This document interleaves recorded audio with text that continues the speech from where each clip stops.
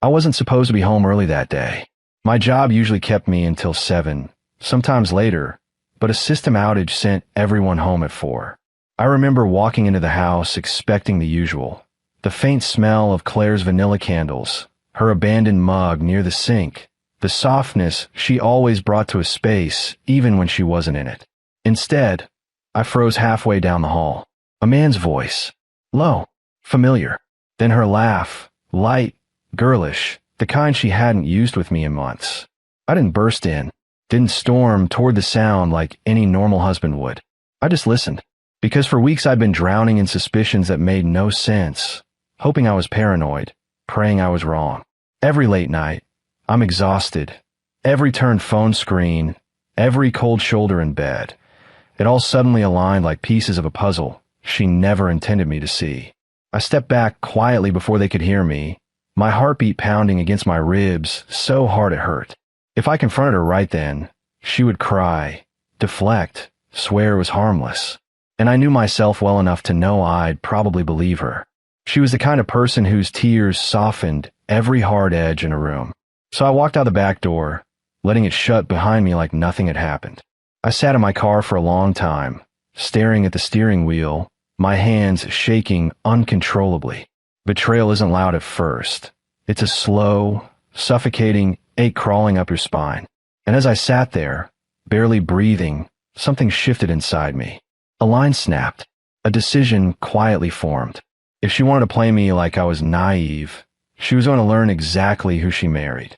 But first, I needed clarity, not assumptions, not shadows, not moments overheard through a crack in the door. Real clarity. Over the next week, I became someone I never imagined. Observant, meticulous, calm in a way that should have scared me.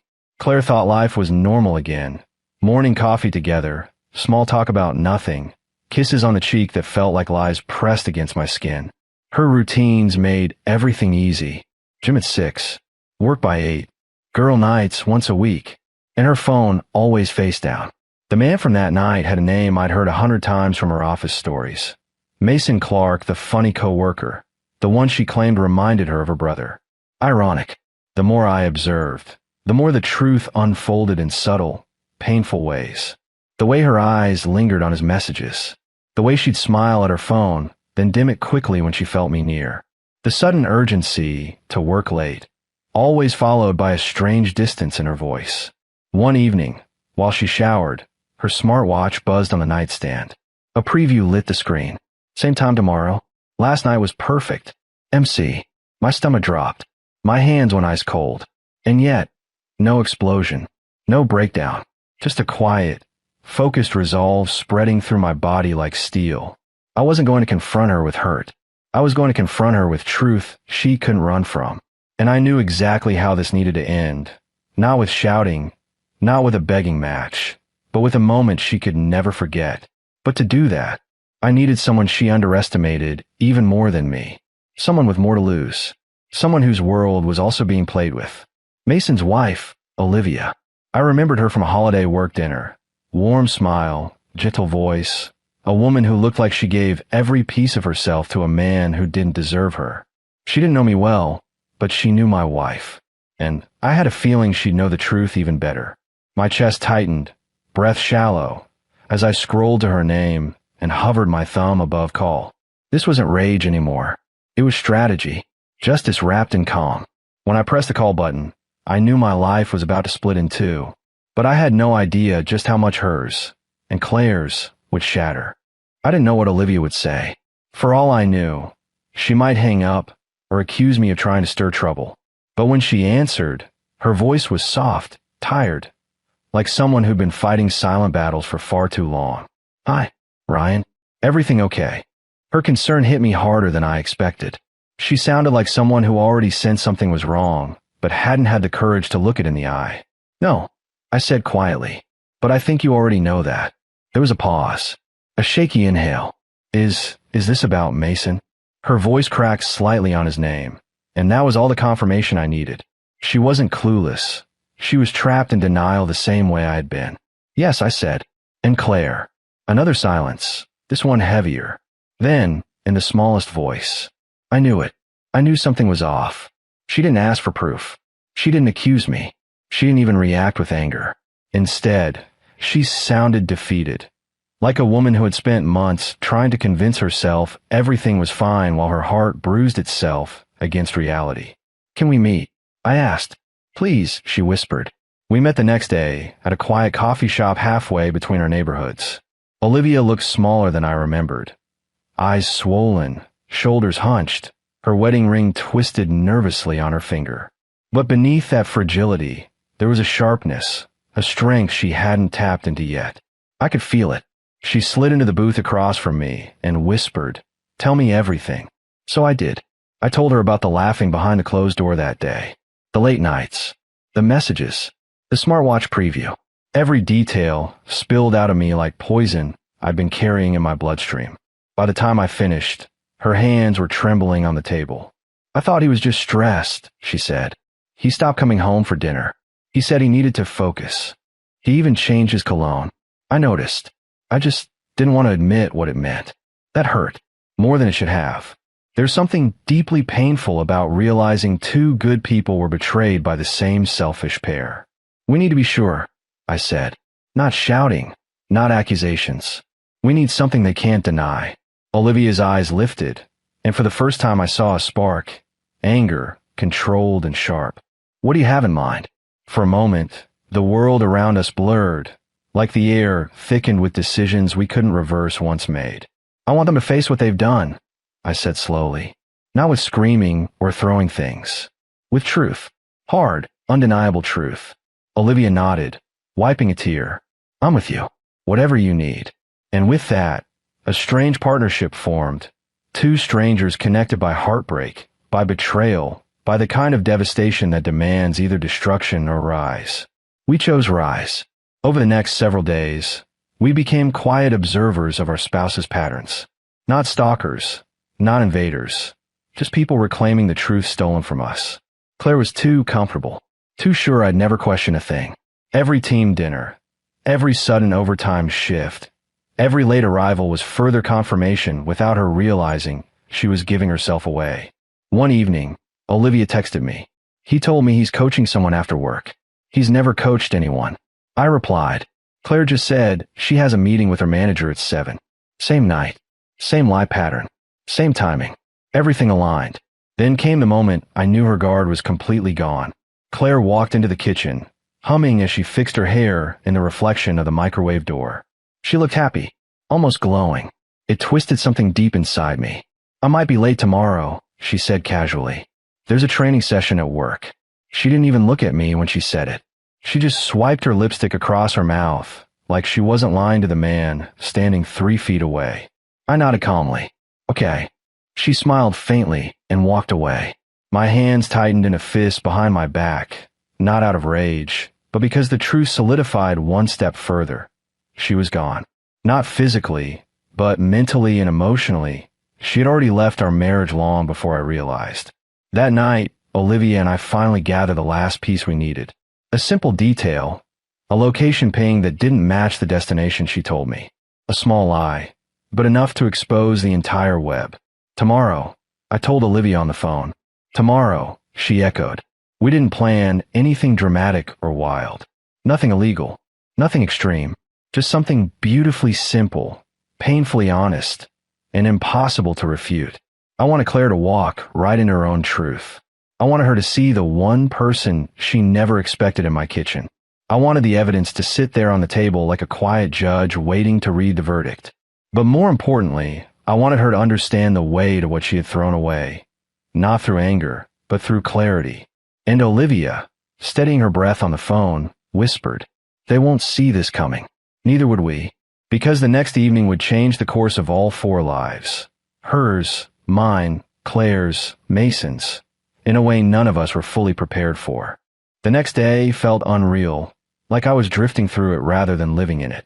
I woke up early and stared at the ceiling for a long time, listening to Claire getting ready in the bathroom, humming softly like she had nothing to hide. Like the home she stood in wasn't built on lies. She stepped out in her usual polished outfit, hair loose around her shoulders, perfume strong and sweet. The same perfume she wore the night I heard her laugh with Mason behind that closed door. You need anything before I go? She asked, picking up her bag. I forced a small, neutral smile. No, I'm good. Have a productive day. She didn't even kiss my cheek. She just smiled, distracted, distant, and walked out the front door like she couldn't wait to leave. And maybe she couldn't. What she didn't know was that Olivia and I already had everything in place. We didn't stalk them. We didn't follow them. We didn't need to. We simply connected the dots they'd sloppily left behind. By 5 p.m., Olivia arrived at my house. She looked different, still hurting, but composed. Her hair tied back, no makeup, eyes steady with a quiet determination. You ready? She asked. More than you know. She stepped inside slowly, scanning the space like she was entering the truth she had been avoiding for months. The air felt heavy, charged, almost electric with what was about to unfold. I had already prepared everything we needed. A calm, clean kitchen, dinner simmering on the stove, printed screenshots, not abusive, not graphic, just factual messages, and my phone placed on the table, loaded with the audio clips I had saved when I overheard Claire through that door. Nothing excessive, nothing harmful, just truth, the kind of truth that leaves no room for excuses. Olivia stood beside me at the counter as we cooked. She chopped vegetables with slow, methodical movements while I stirred the sauce. For a moment, we looked like two friends sharing an ordinary evening. But nothing was ordinary about this. She broke the silence first. Do you think they even realize how much they've wrecked? I took a breath, steady but low. No, people who lie this easily convince themselves no one will ever catch on. She nodded, her voice cracking slightly. He told me last week that I was imagining things, that I should trust him more. I felt a tightness in my chest. Not attraction, not anything inappropriate. Just a deep, shared understanding of what it feels like to love someone who chooses betrayal over honesty. You deserved better than that, I said quietly. So did you, she whispered. We continued working in silence for a while. Two betrayed spouses, hurt but grounded, preparing the setting that would finally expose everything. At 6:13 p.m., my phone buzzed. Claire, running late again, grabbing something small with Mason's team. Be home by 8. I felt nothing. Not sadness, not jealousy, just confirmation. Olivia read it too and exhaled shakily. She told me she didn't like him, that they barely talked at work. She lied to me too. I nodded. They lie to stay comfortable. Tonight, we're taking that comfort away. We finished cooking around 7 p.m., the kitchen warm with the smell of garlic and herbs. The table was set for 3, me, Olivia, and the truth. Not chaos, not revenge fueled by destruction, just accountability. We rehearsed nothing. We didn't need to. When the truth is strong enough, it speaks on its own. At 7:48 p.m., headlights swept across the living room window. I felt my pulse thump in my neck. Olivia straightened her posture, wiped her palms on her jeans, and took a steadying breath. The front door unlocked. I heard Claire's voice floating casually. Babe, I'm home. Her tone was light, playful, the kind she used when she wasn't alone after work. The kind that made my stomach twist months ago before I learned to numb myself. She stepped into the dining room, still smiling, until she saw Olivia sitting right beside me at the table. The color drained from her face instantly. Her purse slipped from her hand and hit the floor with a soft thud. She didn't even blink. She just stared at us like she had walked into the wrong house. Ryan, she whispered, voice trembling. What is this? I lifted my eyes to hers, steady, calm, unshaken. Dinner. Her gaze darted to Olivia, who sat quietly, hands folded, jaw tight but composed. Then Claire's eyes fell to the table, where the printed messages lay neatly beside my phone. She swallowed hard, throat bobbing, her breath turning sharp and uneven. Ryan, I don't know what this is supposed to mean. Olivia spoke first, her voice softer than I expected. It means we're done pretending. Claire staggered back a step like she'd been hit. I can explain, she whispered desperately. Ryan, please, just... I shook my head slowly. No stories, no excuses, no half-truths. Tonight, you're going to hear yourself. Then I tapped the play button on my phone. Her voice, the voice from the day I came home early, filled the room. Laughing, teasing, whispering things no married woman should whisper. Claire's knees buckled, her hand gripping the back of a chair to stay upright. Her eyes glistened, her lips trembling. Ryan, please don't do this. But it was already done. Her lies weren't hidden in shadows anymore. They were sitting in the open, at my table, staring her in the face. And we weren't even finished yet. Claire stood frozen, her eyes darting between me, Olivia, and the phone still glowing on the table. She looked like someone who suddenly realized she was standing in the middle of a truth she could no longer outrun. Her voice came out small, cracked. Ryan, please. Can we just talk privately? I held her gaze, steady and unmoved. We're talking right here. No hiding. Not anymore.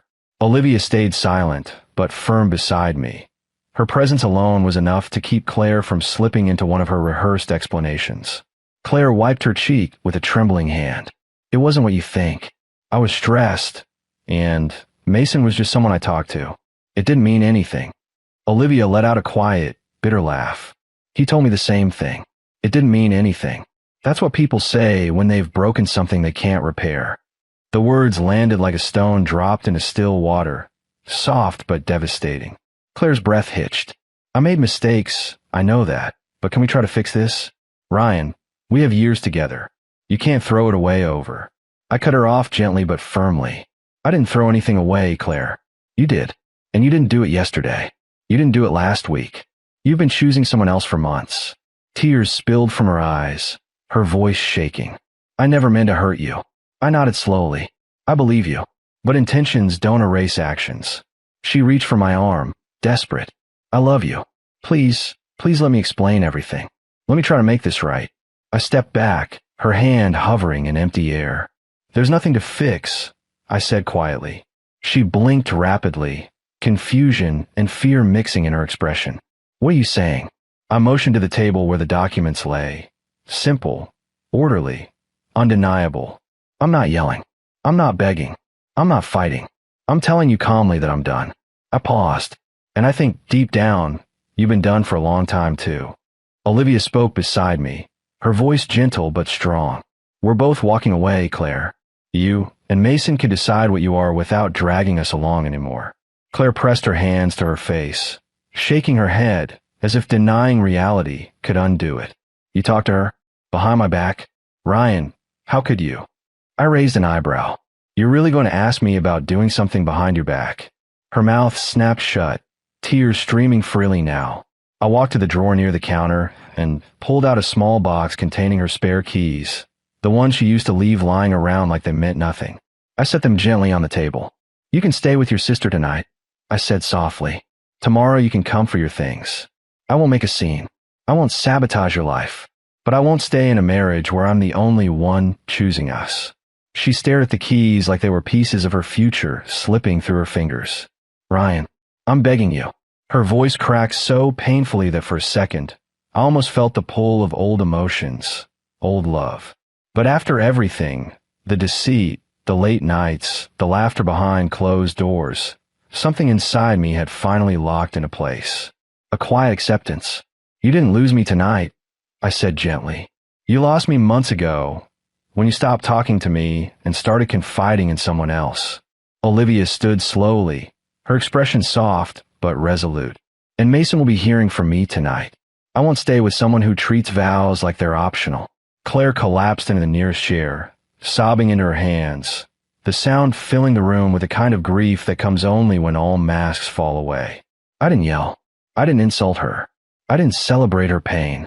I simply walked to the doorway, pausing long enough to say the last word she'd hear from me as her husband. I hope you find the honesty you couldn't give me. She looked up, red-eyed, devastated. Please don't go. But I stepped outside anyway, breathing in the cool night air, a freedom I hadn't felt in years. Olivia followed quietly, and for a moment we stood together beside her car, two people linked by heartbreak, but no longer owned by it. She touched my arm gently. You did the right thing. I nodded, exhaling slowly. So did you. As she drove away, I felt something unfamiliar settling in my chest. A strange, steady calm. Not revenge. Not victory. Closure. And for the first time in a long time, I finally felt like myself again.